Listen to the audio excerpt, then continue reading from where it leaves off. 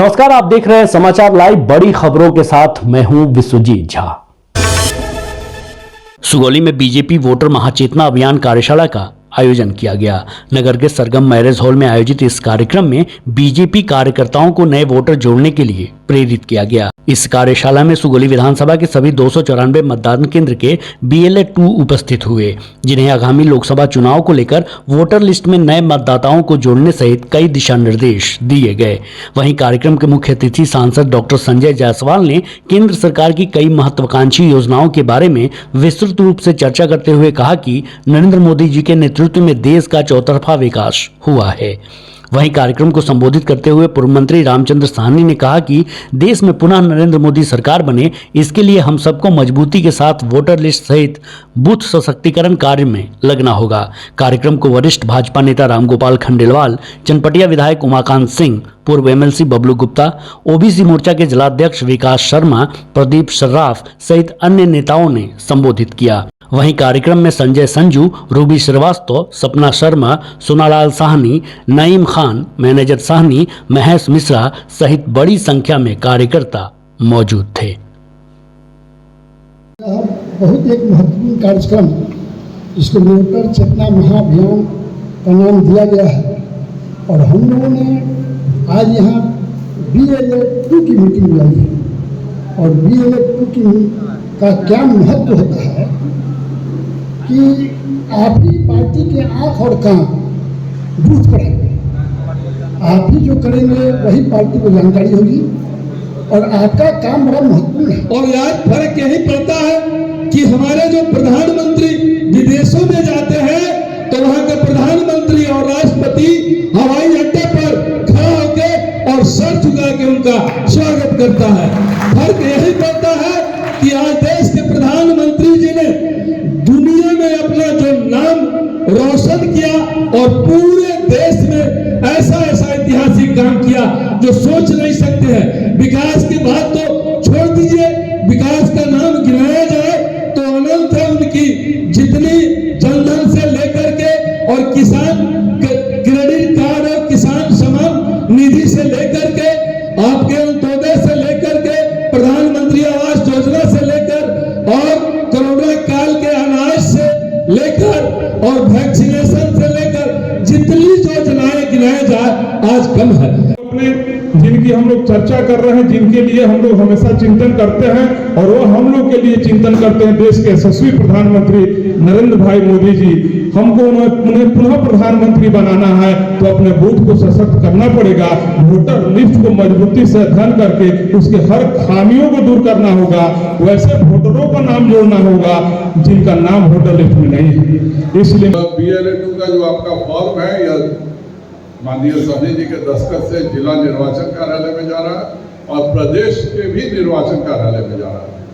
और कोई भी व्यक्ति अगर नया जुड़ता है तो उस पर आपका दस्तखत होगा, और किसी का नाम कटता है तो भी आपका उस पर दस्तखत होगा। इस बात को सब लोग समझिएगा, बहुत बड़ी बात है ये। आप लोग के हाथ में अपने बूथ के मालिकाना हक आपको दिया जा रहा है, और आपको तय करना है कि कौन रहेगा कौन नहीं रहेगा। अगर आप लिखिएगा कि आदमी नहीं रहता है तो BLO को उसके दरवाजा पर जाके उससे मिलना है। अगर उससे भेंट होगा तभी आपका वो नाम नहीं कटेगा, नहीं तो उसको नाम काटना, उसको लिखित में देना है कि इस कारण से मैं इस व्यक्ति का नाम नहीं काट रहा हूँ। या आप लोग नाम जोड़ने को बोलिएगा तो उसको लिखित देना होगा कि इस कारण से मैं नाम नहीं जोड़ रहा हूँ।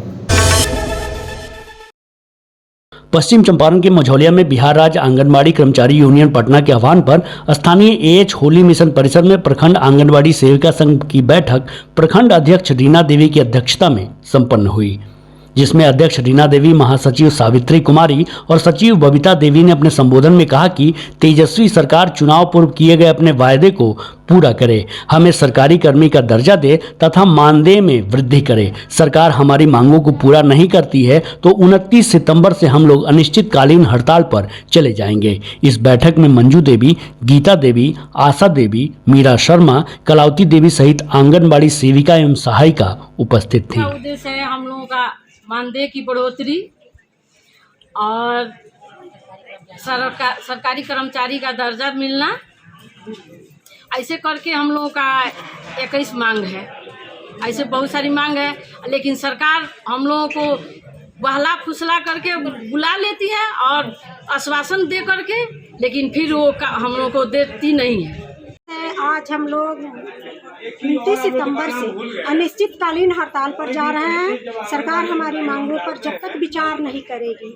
पिछले हड़ताल में तेजस्वी जी हम लोग से वादा किए थे कि हमारी सरकार बनेगी तो हम सेविकाओं का मानदेय दोगुना करेंगे, लेकिन वो जब सत्ता में आए, सरकार बने, उप मुख्यमंत्री बने, तो अब मानदेय दोगुना करने की तो अलग बात है, हम लोग से, हमारे संगठन से मिलने के लिए भी तैयार नहीं है। उनके विरोध में वादा जो करके मुकर रहे हैं, उनके विरोध में, सरकार के विरोध में हम लोग आंदोलन करने जा रहे हैं। 29 सितंबर से हम लोग अनिश्चितकालीन हड़ताल पर रहेंगे। एक ही हम लोग का मांग है कि जो तेजस्वी जी वादा किए थे, वादा को निभाए, हम लोग को मानदेय को बढ़ाए, और जब तक वो हमारे वादा को पूरा नहीं करेंगे, हमारे मानदेय को नहीं बढ़ाती है बिहार सरकार, तब तक हम लोग हड़ताल से वापस नहीं आएंगे। चाहे हड़ताल हमारे 4 दिन का हो या 4 महीना का हो, चाहे सरकार को जितना ताकत लगाना है हमारी सेविका को लगा सकती है, लेकिन हम लोग वो हड़ताल से वापस आने वाले नहीं है। सरकार को या तो हमारी मांग पूरा करेगी, नहीं तो सरकार को जिस तरह हम लोग गद्दी पर बैठा है उस तरह उतारने का भी काम करेगी।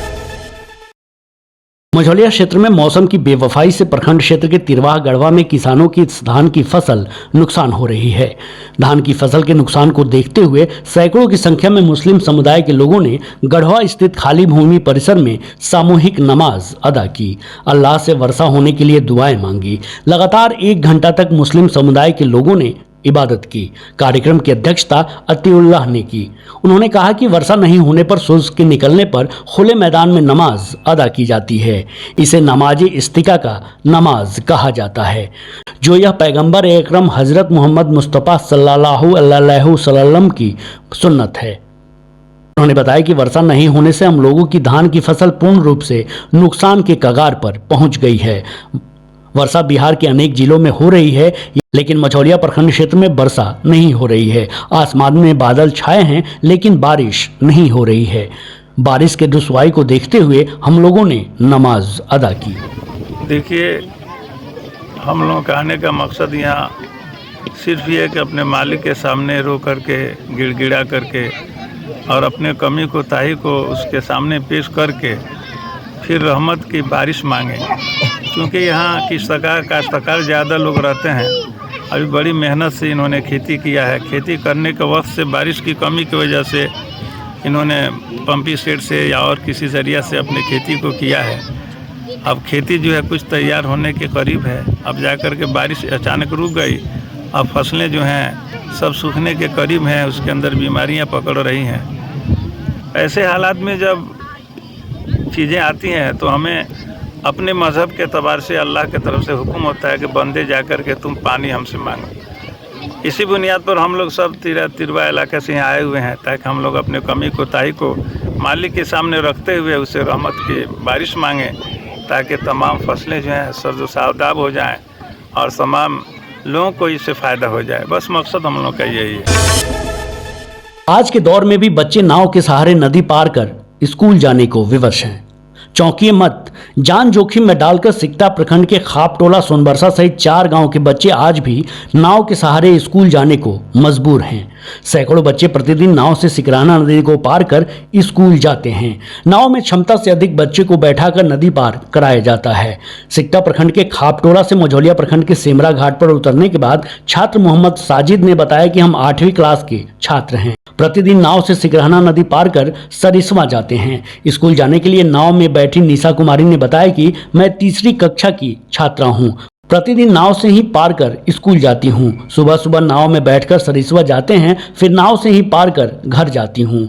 नावक शेख गुल्ली ने बताया कि प्रतिदिन जान जोखिम में डालकर बच्चों को इस पार से उस पार लेकर जाता हूं। हमेशा डर बना रहता है कि कोई अप्रिय घटना न हो, लेकिन बच्चों को विद्यालय जाने का दूसरा कोई विकल्प भी नहीं है। गांव में स्कूल रहता तो बच्चों को इतनी परेशानियों का सामना नहीं करना पड़ता। गांव के बच्चे जाते हैं हाफ टोला में दो टोला है और दोनों टोले के बच्चे जाते हैं, सोनबरसा के बच्चे जाते हैं, बुढ़ा टोला के बच्चे जो है सेमरा में भी पढ़ने जाते हैं और शेषा बाजार में भी पढ़ने जाते हैं। और इन लोगों की यही परेशानी है कि जब अभी तो पानी कम है तो जरा कोई दिक्कत ज़्यादा नहीं है, लेकिन जब पानी बारिश होती है, पानी आ जाता है और जब ये दरिया फुल हो जाती है तो उस टाइम पे बच्चों को ज़्यादा परेशानी हो जाती है और माँ बाप को भी परेशानी होती है कि बच्चों को भेजें, खुदा ना खासा कोई ऐसा हादसा हो जाए इसकी वजह से बच्चों के तकलीफ हो, नुकसान हो, तो इसके वास्ते उनकी पढ़ाई भी बहुत डिस्टर्ब होती है। नरकटियागंज से खबर है, जहां यात्रियों से भरी बस दुर्घटनाग्रस्त हो गई। इस घटना में कई यात्रियों के घायल होने की खबर है। हालांकि इस घटना में कोई हताहत नहीं हुआ है। घटना नरकटियागंज बलथर मुख्य मार्ग की है, जहां पोखरिया गांव के समीप बस सड़क से अनियंत्रित होकर गड्ढे में जा अटकी। जानकारी के मुताबिक बस की रफ्तार काफी तेज थी, जिसके कारण सामने एक वाहन को बचाने के क्रम में अनियंत्रित होकर गड्ढे में चली गई। बस भंगहा से नरकटियागंज की तरफ जा रही थी। सुगौली में भाजपा कार्यकर्ताओं ने पीएम मोदी के मन की बात सुनी। सुगौली विधानसभा के बूथ संख्या 206 स्थित सुगौली बाजार शास्त्री नगर वार्ड संख्या 8 में पार्टी के नगर मंत्री लालजी शाह के घर पर कार्यकर्ताओं के साथ प्रधानमंत्री नरेंद्र मोदी के मन की बात कार्यक्रम को सुना। मौके पर श्रोता अंकुर चौधरी, नागेंद्र पासवान, भूखल शाह, होरिल राय, शांति देवी, धनमती देवी, लक्ष्मी देवी सहित अन्य कार्यकर्ता उपस्थित रहे। इस बुलेटिन में मेरे साथ बस इतना ही। आप समाचार लाइव को यूट्यूब, फेसबुक, ट्विटर, इंस्टाग्राम पर सब्सक्राइब, लाइक, फॉलो और शेयर जरूर कीजिए। नमस्कार।